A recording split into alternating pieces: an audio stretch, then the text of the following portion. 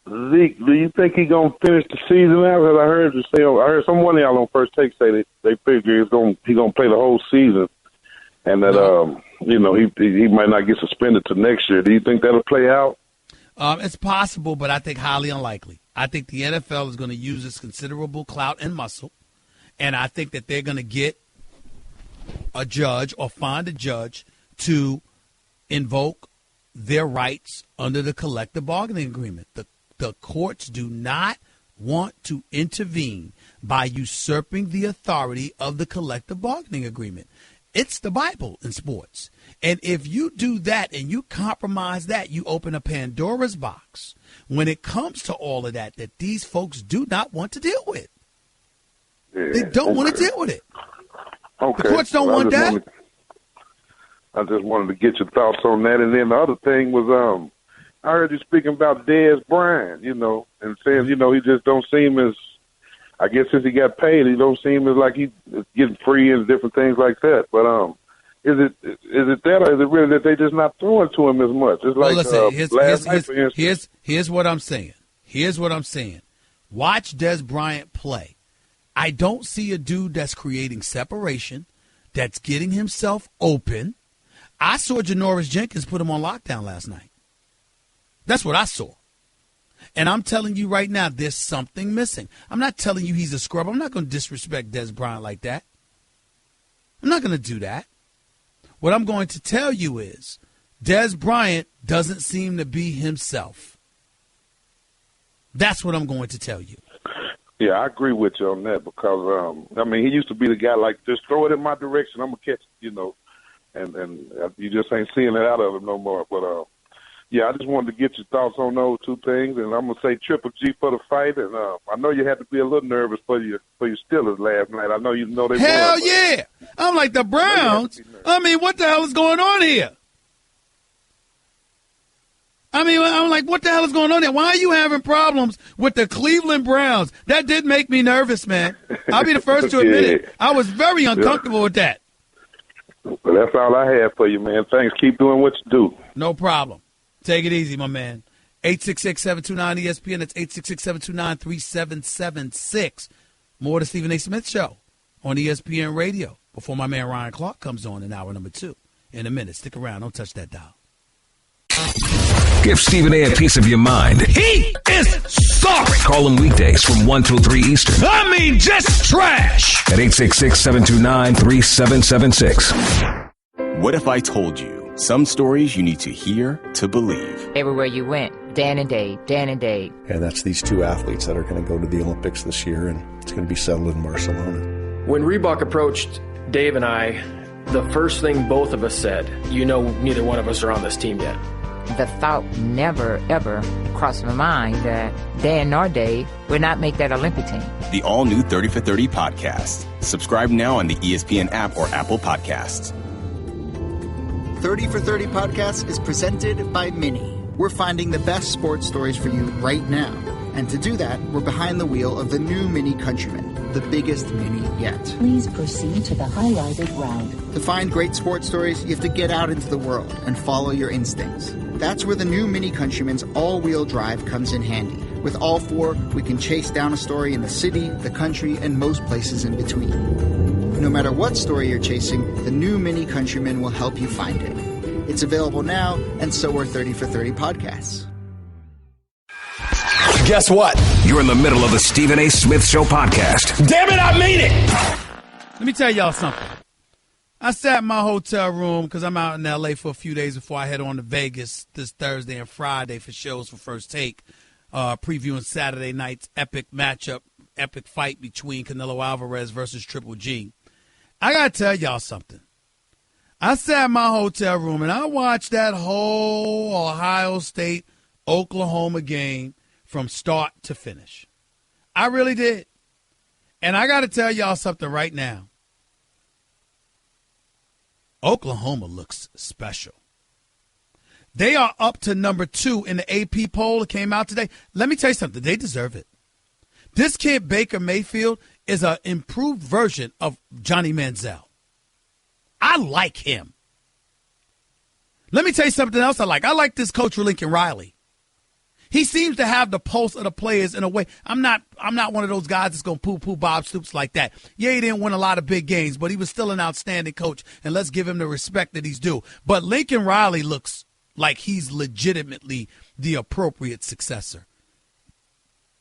And the rest of these brothers on this Oklahoma Sooners team, the speed, the athleticism, the heart to go in to Buckeyes territory, into their land, and to beat them down like this in the second half, I got to tell you something. This was special. And I'm going to go a step further. These Buckeyes, Urban Meyer, they've slipped, by the way, from 2 to number 8, and they deserved it the way they got romped. Oklahoma could win the national championship. You know me, I'm always about roll tide, baby. Alabama. But I got to tell you, Oklahoma can beat anybody. They're just that impressive. I'm just being honest with you. Now, this part about Baker Mayfield running around the field and then taking the Oklahoma Sooners flag and planting it in the middle of the Ohio State Buckeye sign, let me tell y'all something. He apologized today. There was no need to. There was no need to. When Ohio State beat Oklahoma on their home turf last year, Ohio State stood on their field and sang their fight song in hostile territory. Baker Mayfield returned the favor. Simple as that. He don't need to apologize. Ohio State could have done something about it by making sure they beat him. They didn't do it. Shut up. Suck it up and deal with it. But I respect the hell out of Urban Meyer. But I will tell you this. This is the second game in 3 of like the last 5 games. They've struggled miserably offensively. He says quarterback J.T. Barrett has lost his confidence. You're damn right he should lose his confidence. J.T. Barrett has proven he's a really big talent, very, very athletic. He's no quarterback on an elite level. He's proven that. I'm sorry, he just has. Look at the throws. Look at the decision-making. J.T. Barrett is not that great of a passer at the quarterback spot. He can play. He's no scrub. But he's not a quarterback. Not on an elite level. We got to stop mentioning him amongst those guys. He doesn't belong in that class. Back to the phones we go. Tony in Georgia, you're live with Stephen A. What's up? Hey, Stephen A., can you hear me? Yes, I can. Go ahead, buddy. Hey, man, how you doing? I love your show, man. I love you. I think you're one of the best to ever do it. Let me get that out of the way first. Steve, thank you. Hey, man, I wanted to come into this first time I ever called in, so very happy to be talking to you.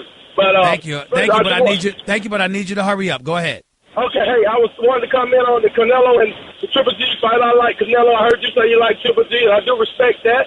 I think Canelo will win the fight because I think Canelo is a better technical fighter than Triple G. Now, Triple G is a power puncher. He can definitely end the fight at any time with one punch, but Canelo's also got a lot of power. I just think his technical skills set him apart from Triple G. So let me know what you think. Well, here's my problem. I totally agree with you. But if you don't have the power to keep Triple G off of you, what good is it going to do? See, I'm not picking Triple G because I think Triple G is going to be the better technical fighter. I'm not picking Triple G because I don't think that Triple G is not going to get hit. My question is Canelo going to be able to hurt him enough to keep Triple G off of him? I don't know if that's true. That's my issue. I do think Canelo has a lot of power. And whoa. He's got a lot of power at the junior middleweight division. He's got a power at the welterweight division. Fighting at 160, not so sure, sir. Not so sure. Even though Oscar says he's bigger than he's ever been, which has Oscar worried because he thinks that's going to slow Canelo down, and he doesn't like that.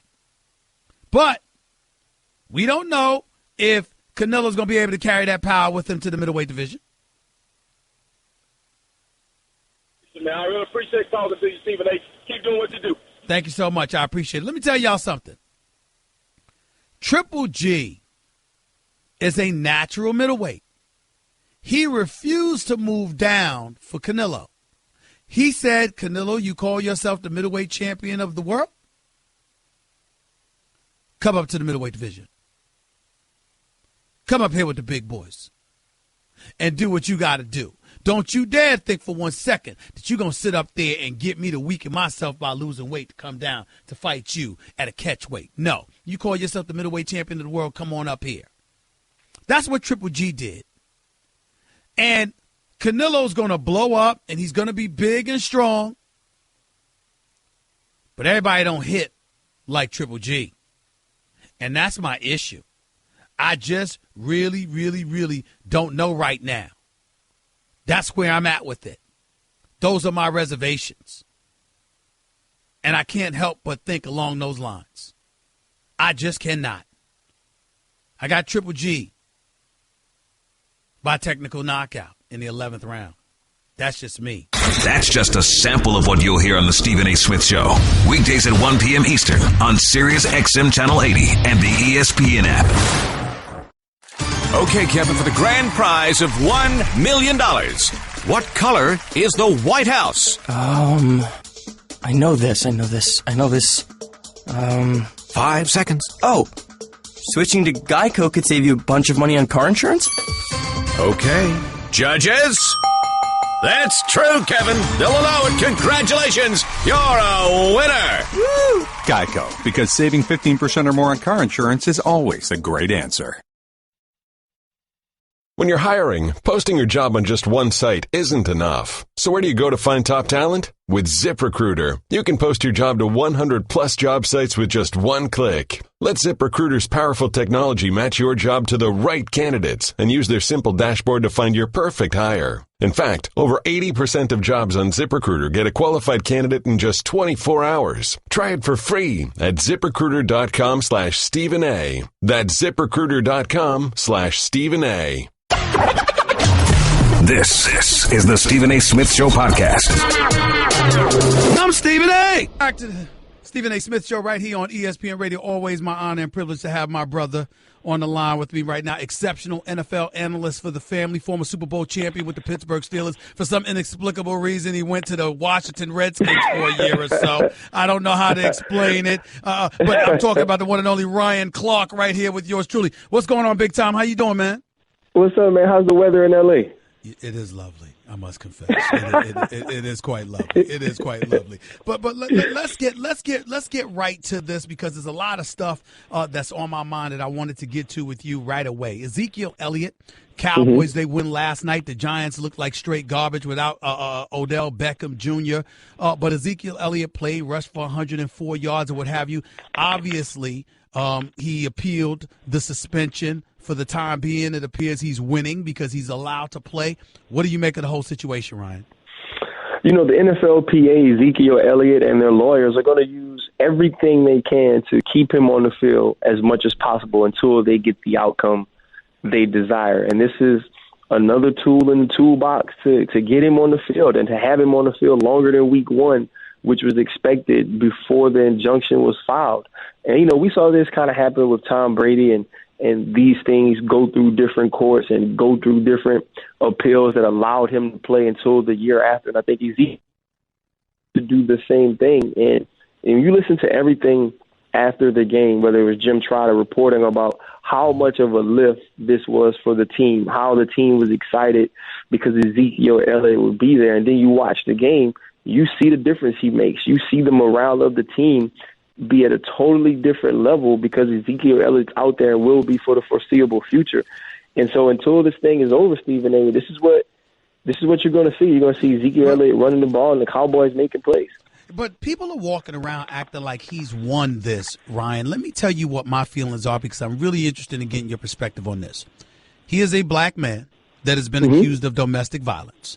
This is not deflated footballs. And so the longer this drags on, particularly when he has never come out and said, I am innocent of any of this, the longer his name is associated with domestic violence. How is that a win for him? I don't think this will ever be a win as far as public opinion goes. I myself also don't think that the suspension will be lifted. I think he will serve a suspension and miss games at some point. I don't believe courts are going to want to set the precedent of overturning the rulings of the NFL. And so in that case and in that sense, I think he'll lose. And he's already lost in the court of public opinion. Anytime you're associated with this, anytime you're accused of an action as heinous as domestic violence, you are tagged, you are scarred, you are tattooed, you are painted as a villain in many respects. And those things, sometimes you can't do enough good deeds. You can't outlive the perception that comes along with the case like this that we've already been talking about and knowing about for 14 months that will continue to drag on until this appeal process is over. We could be dealing with this, and his name can be legitimately talked about with domestic violence for over 2 years. That isn't a win. But I don't believe it's going to turn into his favor, and so he won't win in the courts as well. Ryan Clark right here with Stephen A. on ESPN Radio. Let's get to some other subject matters circulating around the NFL. First of all, surprised at all by how bad the Giants looked last night against the Dallas Cowboys offensively? I was. I thought they had done some things to shore up the offensive line. Ereck Flowers wasn't the cause of last night's debacle up front. There were players getting pressure on Eli Manning from both sides, from straight up the middle. Mm-hmm. If you watch this team late last year, this is what they look like. If you go back to the second Dallas Cowboys game where the defense plays an amazing game, Janoris Jenkins has an interception, forces the fumble to win the game late. The Giants didn't move the ball that night. The Giants didn't look good that night. What was the difference? Eli Manning was able to throw a 4-yard pass to Odell Beckham that turned into a 60-yard touchdown. Last night, you don't have that guy out there. And though they have Brandon Marshall and you draft Evan Ingram and you have Sterling Shepard, who's a second-round pick last year, who you felt like will make the ascension to be a great number 2, even with all these guys, you don't have a number 1. Without Odell Beckham, you can't draw coverage off of Brandon Marshall, off of Sterling Shepard, off of Ingram. You can't open up the run game because teams have to play 2 high safeties. He is the most important non-quarterback in the NFL based, one, on his talent and what he's able to do, and secondly, on what his team is without him. Without Odell Beckham Jr., this is what we will see from the New York Giants. Let's stay within the NFC East, Ryan Clark. Good Eagles or bad Redskins in the Eagles' 30-16 or 30-17 win over the Redskins yesterday? It was a little bit of both. There's a little bit of both. You know, your guy Kirk Cousins, he didn't. Don't say my guy. Don't say my guy. Go ahead. Hey, that's why I threw him on you. He didn't play particularly well. I think we really underestimated the loss of Deshaun Jackson and Pierre Garçon. Guys he had as go-to guys, able to hit the deep ball to Deshaun. Pierre was a very sure hands, tough possession receiver. You lose both of those guys, and they aren't replaced. You thought Jamison Crowder would come in and play better. He didn't. Terrell Pryor had a case of the drops. And so now Kirk's scrambling, trying to find some way to make plays, and then he's making bad decisions and bad throws. But go to the other side. If you remember, last year, Carson Wentz started the season like this against Cleveland. And so we know that this guy has talent, but some of the scramble plays, some of the toughness things, the intangibles that he was able to show yesterday, along with the arm strength, along with the scrambling ability, I think that really bodes well for what the Philadelphia Eagles can be going into this season. But if you're the Washington Redskins, you have to be a little worried, understanding that your $25 million man didn't play like $25 million yesterday. Let me transition or stay within the NFC conference, however, real quick. What did you make of Russell Wilson and the Seattle Seahawks offense? I can't believe the offensive line is still so troubling. Don't tell me that Green Bay's defense suddenly has resurrected itself and it didn't look, it ain't the Pop Warner secondary that it was last year. I'm sure it improved because there was no way to go but up. But still in all, don't tell me that it's that damn good. No, this was bad Seattle's offense because the offensive line stinks. What did you make of it? I feel the same way. You knew left tackle was going to be a problem in the offseason, but you don't go fix it. You understood that your offensive line was the Achilles heel of the team last year, and you don't address it. Well, this is what you get. Russell Wilson ran for his life last year. He was injured on several occasions because of shoddy protection. And that's exactly what we saw against the Green Bay Packers. Now, I do think the Green Bay Packers are better. Devon House, if you looked at the preseason, has resurrected his career coming back from Jacksonville. DeMarcus Randall played better. Obviously, the safeties are really good. I thought that defense would be better. I didn't think that defense would look like that. But when you play in the Seattle Seahawks, who don't have great weapons outside, who don't have the running game that they used to because beast mode's not there and the offensive line is subpar, they dominated. If you're Seattle, you're just as worried as you were early last year. I think the difference is they now feel like they can turn the switch on. They feel like they can just turn things around. With what I saw yesterday, that's not going to be an easy fix, not going to be a fast fix, and they need to get on it right now before they find themselves in some troubling positions. Ryan Clark right here with Stephen A. on ESPN Radio. Let's transition to the AFC. What the hell were the Steelers doing having such a difficult time with the Cleveland Browns for, particularly with a rookie quarterback in Kaz at the helm for Cleveland? What was that about? You know, if you look at the Steelers offensively, it took a while to get the running game going. There's some new pieces defensively in Cleveland, so they didn't score points, I think, at the clip that we expected them to. And Deshaun Kaiser played good football. He really did. It wasn't a groundbreaking day. It wasn't a day that says he's the next coming of a great quarterback. But I thought he played really well. And the Steelers will get better. You know, they'll shore some things up. They had some continuity issues on offense. Now you bring in Le'Veon back. Martavis is just 2 games, off of being suspended. So I think they'll be better. The thing is, you win. You win, and now you come back and you get to figure out some things. You got to realize, too, Stephen A., you're implementing Joe Hayden into a defense. He's only been there for a week and a half. So there's a lot of new pieces working in there in the Cleveland game. They got the win. They figured that out, and I think they'll be better next week. Marvin Lewis and the Cincinnati Bengals got shut out. Mm-hmm. Kid, explain. By the Ravens, 20-0. Kid, explain. Can you explain it to me? I can explain it. Marvin Lewis needs to be fired because he shouldn't have been the coach because he hasn't won a playoff game in 14 years. That's my explanation. What is yours? You've been saying Marvin Lewis is supposed to get fired like the last 5 years, Steve. That's right. That's right. Like, that's nothing. I do believe it's time for a change there. I believe the voice has run still. He's had plenty of opportunity to make this team into something different, to allow this team to take the next step. But also you have to look at the quarterback position. Andy Dalton is who he is. Andy Dalton isn't going to become a better player. He isn't going to become a more talented passer. And so when you have that issue at the quarterback position, I believe this team has reached this ceiling. And whether that's Marvin Lewis's fault or the owner's fault, it doesn't really matter, but there has to be a change there. I'm not going to call for Marvin's job. I don't want to do that, but it does seem that something has to shake for this team to have the ability to take the next step. Before I let you get on out of here, Ryan Clark, real quick, I could not believe how god-awful Scott Tolzien was for the Indianapolis Colts. He's the worst quarterback in the world right now. Just pathetic. 2 pick sixes, 9 for 18 passes. I mean, it was god-awful. He made the Rams look like the Patriots, for crying out loud. I mean, doesn't this prove that Colin Kaepernick is being blackballed? That it does no explanation as to why he doesn't have a job. This guy has a job over him.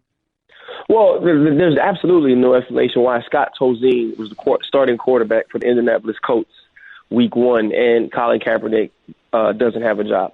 You can't explain that away with football terminology. You can't explain that away with film. You can't explain that away with production. You can only explain it away in one way, to say because of the stance that he took, we don't want him on our team. I think that's very apparent. I think we all know that. We all understand that. And I don't necessarily know if that is going to change, because even though they aren't coming out and saying it, the owners aren't, the Ravens owners, he actually mentioned it, and Ray Lewis has said some things that, I'll just leave that there. But the owners aren't saying, hey, we're not getting Colin Kaepernick because we think Tolzien is better. They're just keeping quiet because they already know the reason, and to admit that reason is to acknowledge that he's being blackballed. Whether it was collusion in him being blackballed or they just all made decisions individually. But when you see a guy like Scott Tolzien who doesn't understand that today, even though we're on the road, we're wearing blue jerseys and the Rams are wearing white, you have to know it's time for that guy to go and understand why Colin Kaepernick doesn't have a job. 10 seconds or less. Deshaun Watson, should he be the starting quarterback for the Houston Texans going forward? He should. He won't take him to a Super Bowl, but he's going to be your quarterback of the future. You might as well get him as many reps as you can of quality football. Last question, 10 seconds or less. Is the Jets the worst offense in football? I don't know. After seeing the Indianapolis coach yesterday, I'm going to have to go to Indianapolis coach. That's right. The Jets are bad, but I ain't going to give him that. Well, I'm happy the Rams getting Aaron Donald back. I tell you that much. Maybe there'll be a legitimacy to their defense moving forward. But I appreciate it, man. As always, Ryan, thanks so much, buddy. I'll talk to you soon. Have a good one, brother. No doubt. The one and only Ryan Clark right here with Stephen A. on ESPN Radio, 866-729-ESPN. That's 866-729-3776. Back with your phone calls, reacting to everything you heard Ryan Clark say, and then some. It's the Stephen A. Smith Show, ESPN Radio. Catch the Stephen A. Smith Show live on 98.7 ESPN New York, ESPN LA 710, and Sirius XM Channel 80. You just can't make this stuff up. Weekdays from 1 till 3 Eastern. Daddy, where do babies come from? Honey?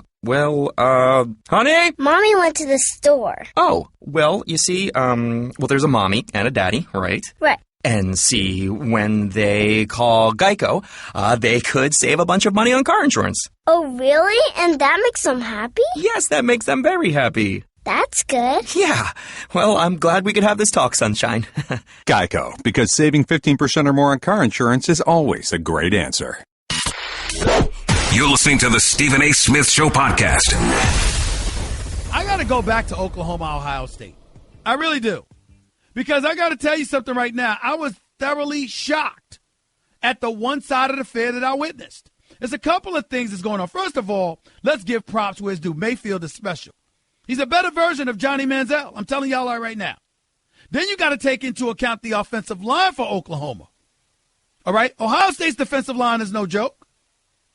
But if you look at these first two games that Oklahoma has played, Baker Mayfield has basically been standing in the pocket, taking pictures, calling his honey, doing all of that stuff before throwing the damn football because nobody can touch him right now. They've only allowed 2 sacks on 40 dropbacks.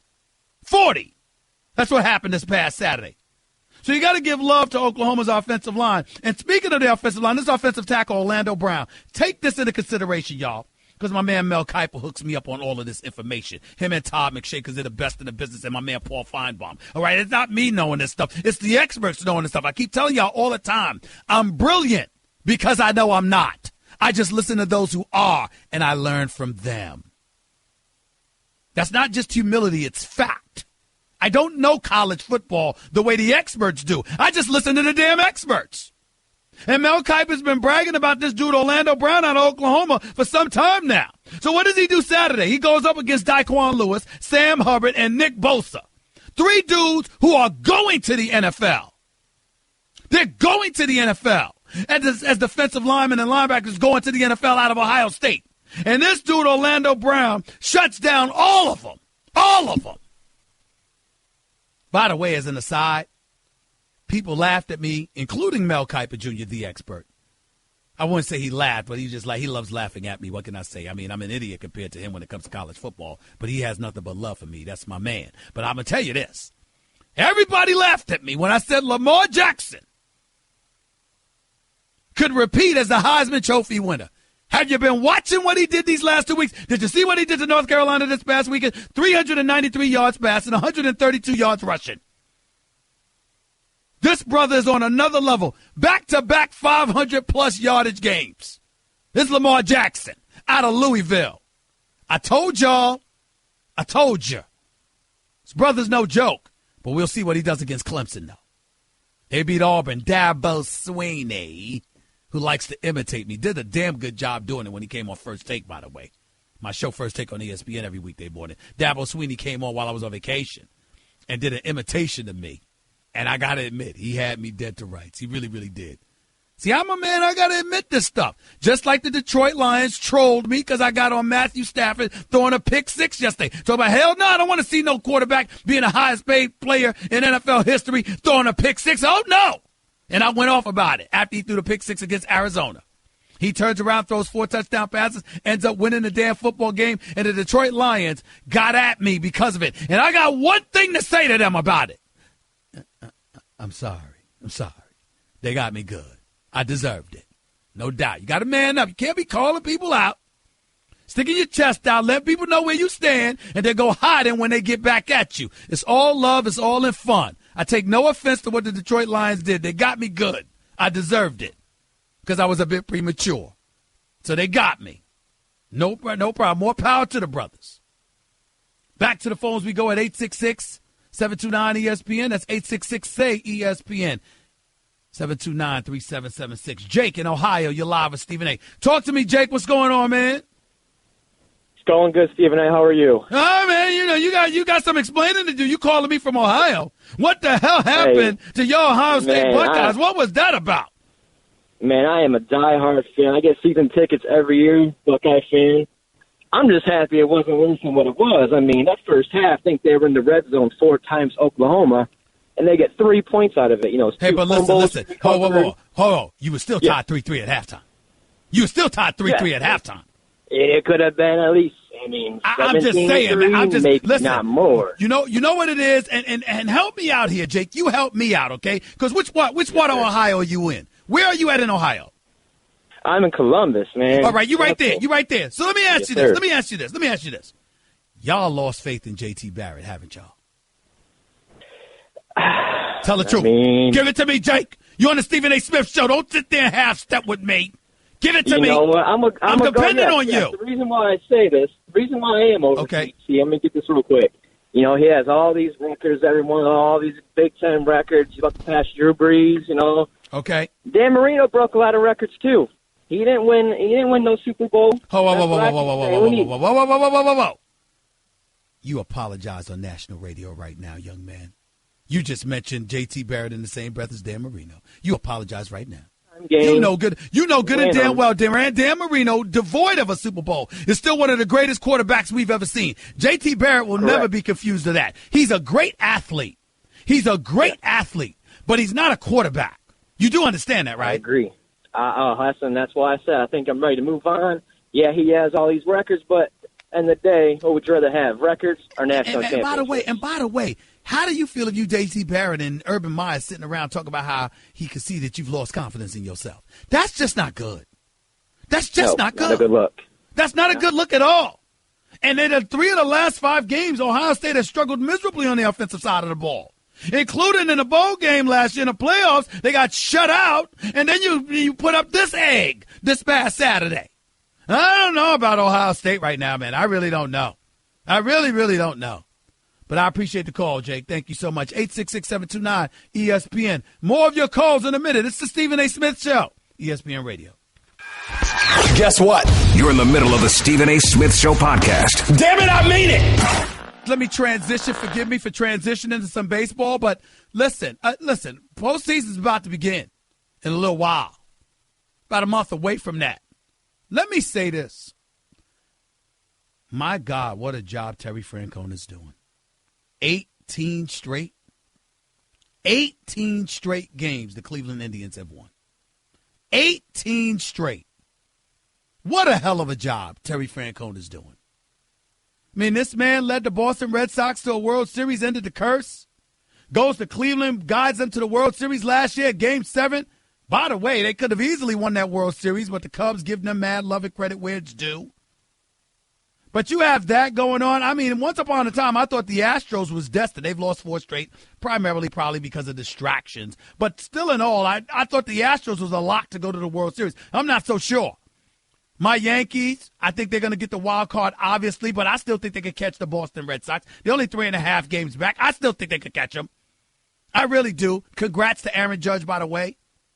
40 home runs. Only rookie since Mark McGwire to do it. Major props to him.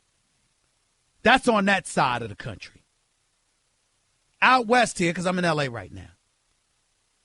Ladies and gentlemen, in the city of Los Angeles, it is officially time for you to be concerned. The Dodgers are 1-16 in their last 17 damn games.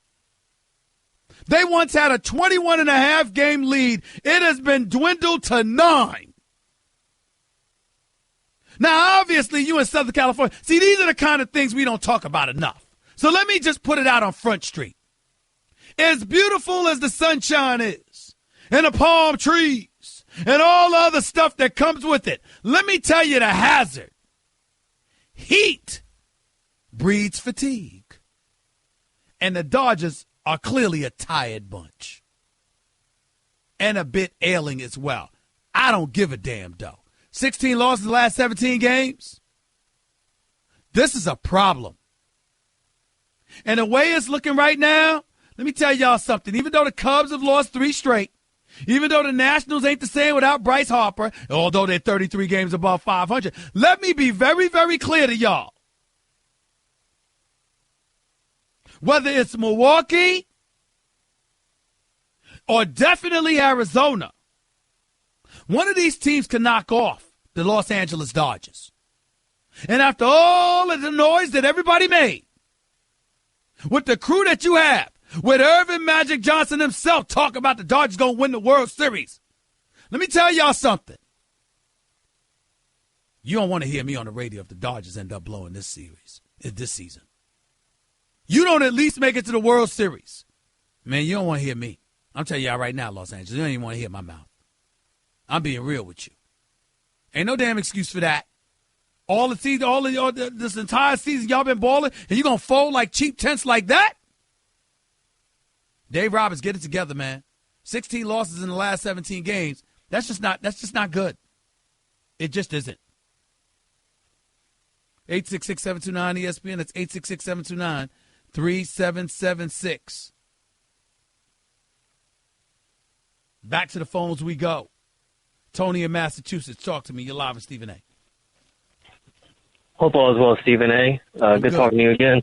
Thank you. Go ahead. Just have a contender for your worst sports fans. Now, this, like you said with the Cowboys, you don't mind the Cowboys, it's their fans.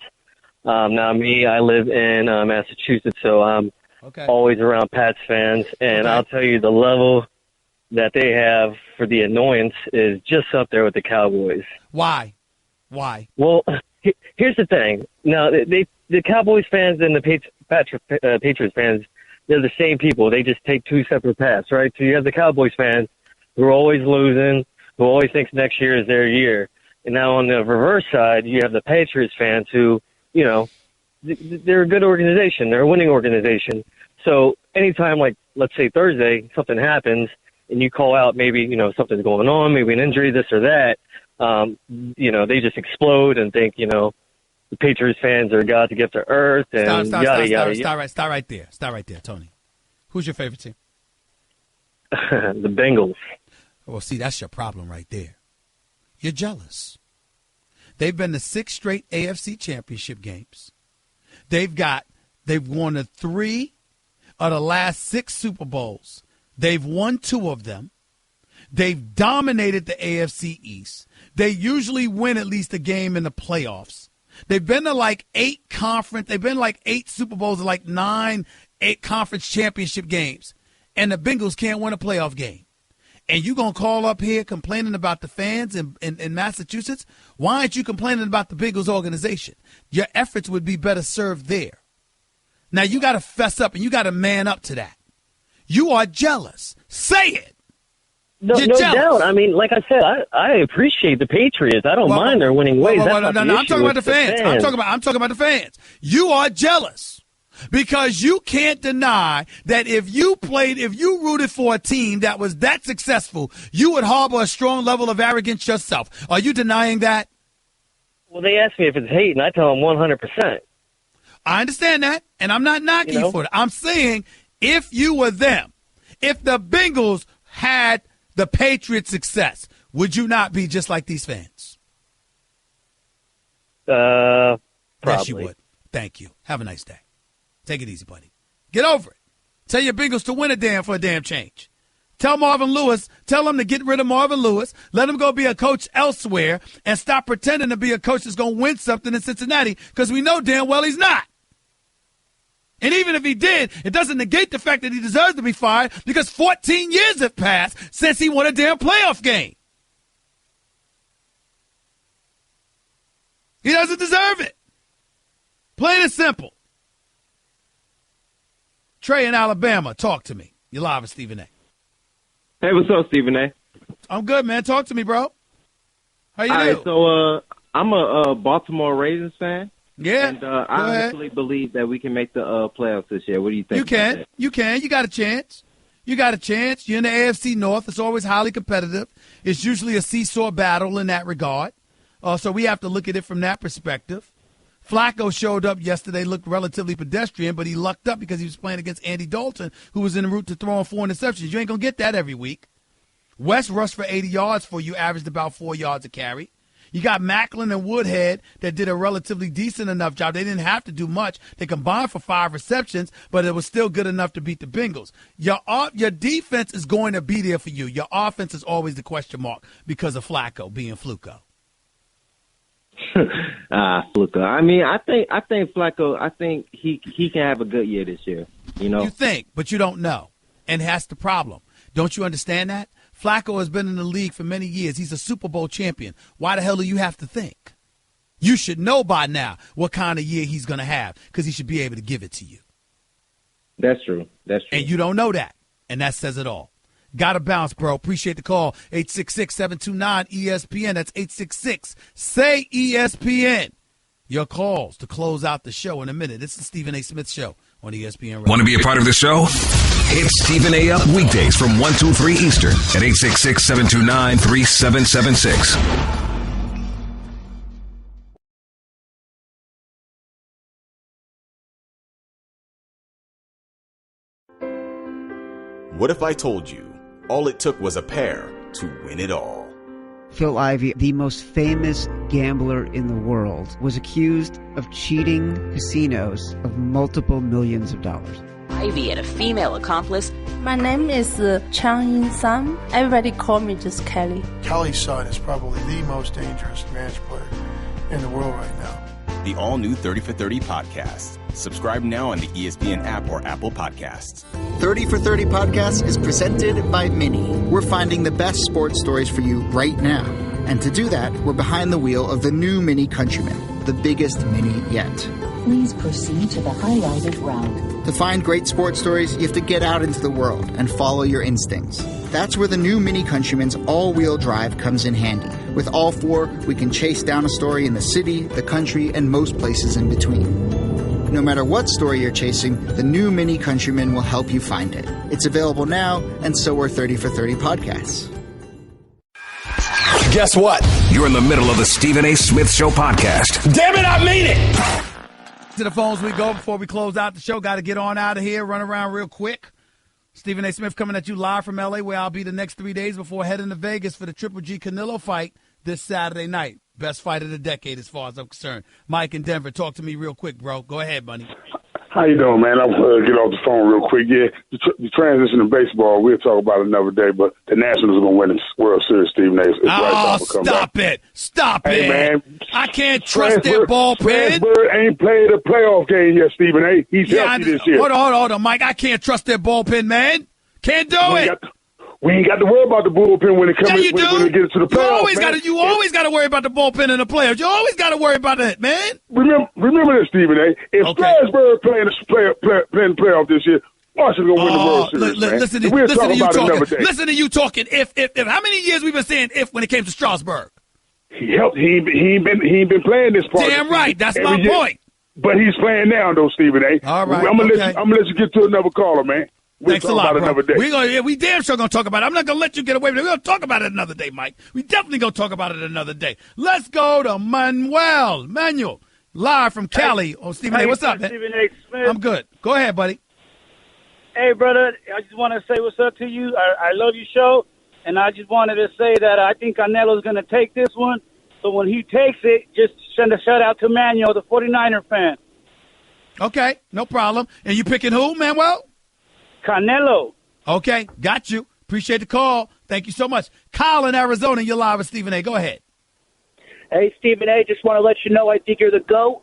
Always listen to you every day, first-time caller.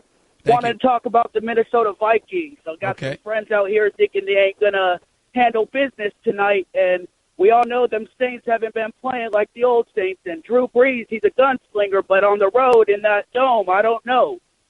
Well, listen, I don't know. What's your opinion? I think that Drew Brees is an entirely different quarterback on the road than he is at home. And as a result, I'm going to give Minnesota the edge. I'm not sold on Sam Bradford, but I'm even less sold on New Orleans' defense. And as a result of that, I don't expect much. I expect Minnesota to win tonight's game. I appreciate the call. Jose in Connecticut, you're live with Stephen A. Go ahead. Yeah, Cowboy Nation, baby. What up, Stephen? I can't understand you. My listeners can't understand you. Be cool, brother, and just make your point. We got to understand you. Hey, check it out. I'm a Cowboys fan, right? Look, okay. Just by the win yesterday, it was a little sloppy for us, but whatever. But I'm happy we beat the Giants.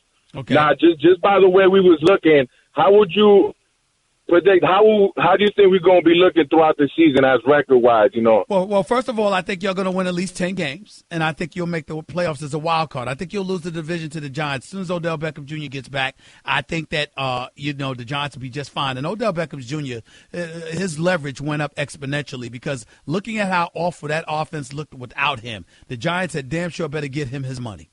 Because they come and go as he takes them right now. That's the way it looks. Now, that's with Ezekiel. Without Ezekiel, the 10 wins. With or without him, Dallas wins 10 games. Because of Dak Prescott, that offensive line with McFadden and Morris running the football, if Ezekiel Elliott is not running the football, plus Jason Witten, Cole Beasley, and Terrence Williams. I'm waiting for Des Bryant to step up and remind me he's a star because that's not what I've seen from him the last 2 years. Gotta go. Appreciate the call. Kurt in Los Angeles, you're live with Stephen A. Real quick. Go ahead, Kurt. Stephen A., Los Angeles Rams, 10 wins, man. You on drugs. You're smoking said that last crack. time, man. And I was right. What are you talking about? I said it last time like I was wrong. I was right. Are you kidding me? The Rams, 10 wins? What drug are you smoking? You must be crazy. Well, you need to go get crack tested right now. That don't make no damn sense because Jared Goff had a good game against the Indianapolis Colts. Are you kidding me? What drug are you sniffing? Your running game is suspect. Can't even block for Gurley. You can barely protect Goff. And your receivers, you got a receiver. Your leading receiver yesterday was some dude named Cup. Give me a break. You got Sammy Watkins with Gurley and those boys. I get it. And Tavon Austin only had one reception for 7 yards. But I'm just saying, 10 wins in the NFC, particularly the NFC West. Have you lost your mind? You guys didn't even cover the spread. Oh, please. Who's you guys? Who are you guys? Pittsburgh. So what? Hold on. What that got to do with the Rams? How you the Rams and hold on. Listen. You want to dial tone? You want to have a discussion? I'm not entertaining that. You can't call me up asking me about the Rams and 10 wins and then transition to Pittsburgh. That has nothing to do with the Rams. Stick with the Rams.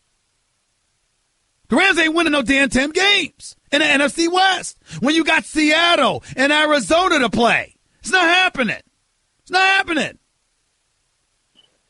Goodbye. Bye. Jay in Tennessee, you're live with Stephen A. What's up? Hey, how's it going, Stephen A.? Go ahead, buddy. I'm good. Okay. No, I just had a quick question. What do you think the difference is between the Ezekiel Elliott situation and when Roethlisberger was around the same age, his situation with the 2 cases brought against him? Now, I know in court and everything how it played out, no charges and stuff were brought against him, and similar to no charges been brought against Zeke. But, it's probably probable doubt in both situations that something occurred. But what is the situation? Because it happened to Roethlisberger twice. Hold on. What do you mean? What's the situation in terms of what? In terms of the punishment, like what and the fact that no one remembers what Roethlisberger, what happened with him. Like no one brings it up. No. Stop right there. Stop right there. Because he got 4 games. So because he got 4 games, okay, he served. Remember, he was never arrested and he was never prosecuted. So he was at the behest of the league. And remember, there was no video like it was for Ray Rice. There was no conviction like it was by a trial judge for Greg Hardy. And there was no domestic violence policy in place at the time that Big Ben Roethlisberger had his troubles. All of this with Ezekiel Elliott has come about in the aftermath of all of that. Plus, you got 5 separate incidences over 3 specific days.